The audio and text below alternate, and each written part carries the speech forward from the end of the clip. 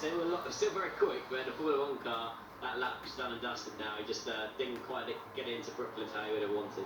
What this is showing us, I think, is that the preferred tyre in qualifying tomorrow for the top teams who get into Q3 will be the yellow compound tyre, the medium, to try and from Q2 to Q3, then you'll run the soft for your battle for pole. It only really delivers one lap in these temperatures. I know it's going to be cooler tomorrow, and that probably will make it a bit more effective, but it's tough in these temperatures. Yeah, when we're talking of over 30 degree sort of air temp and nearly 50 degree track temperature, that for a Pirelli tyre, which we've seen, especially a soft compound where the high-speed corner towards the end of the lap, so it's obviously a combination of the wind and sort of the tyres degrading as quickly as they are with such high temperatures we've got here today at Silverstone that are causing so many mistakes to be made from these drivers.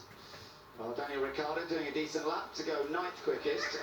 Ocon's just gone back out again. So, looking at that order, it's Lance Stroll, Alex Albon, Valtteri Bottas. It's an unusual top three, isn't it? From Charles Leclerc in the Ferrari, then Hamilton, who's had to back off on his second attempt. Then we've got Sainz. Now that's a bit more promising than what we saw from McLaren earlier. That 6th place for Sainz currently, ahead of Hulkenberg in the second racing point. The man standing in for Sergio Perez, who's out of this weekend and next weekend due to being tested positive for COVID. Gasly, that's quite impressive, in 8th place in the AlphaTauri. Ricciardo, as we've just seen, going 9th. And then Kimi Raikkonen, 10th.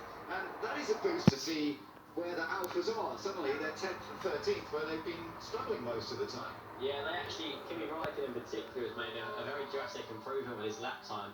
He's down in the low 1 minute 28s, and I think in FP1 it was at mid 29s. He's kind of nearly a second and a half in terms of performance. And just in general, looking at the leaderboard here in practice 2, what we noticed, me and you earlier in practice 1, was how the teams seem to be separated individually. So like either Carlos Sainz and followed by his teammate Lando Norris, and then there were 2 Renaults together, two Scuderia AlphaTauris. So it's kind of, it seems to be very team-based, but at the minute they're all jumbled up completely. Yeah, that's true, actually. It's much more mixed up. We're looking at George Russell there.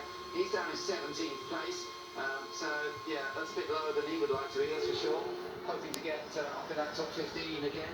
Latifi, a little bit slower. you want me to throw it? Hey, okay. Latifi is over a second's difference at this point. And Vettel is still the slowest. Hasn't done a representative lap at all. Bit of work going on Max Verstappen's car, as they're still trying to find some improvements in lap time. But I think it's very unlikely we're going to see Alexander Albon back out with that very badly damaged car. There'll be a lot of work going on that, and let's hope that they can get it done overnight without having to break the curfew rules, because mechanics are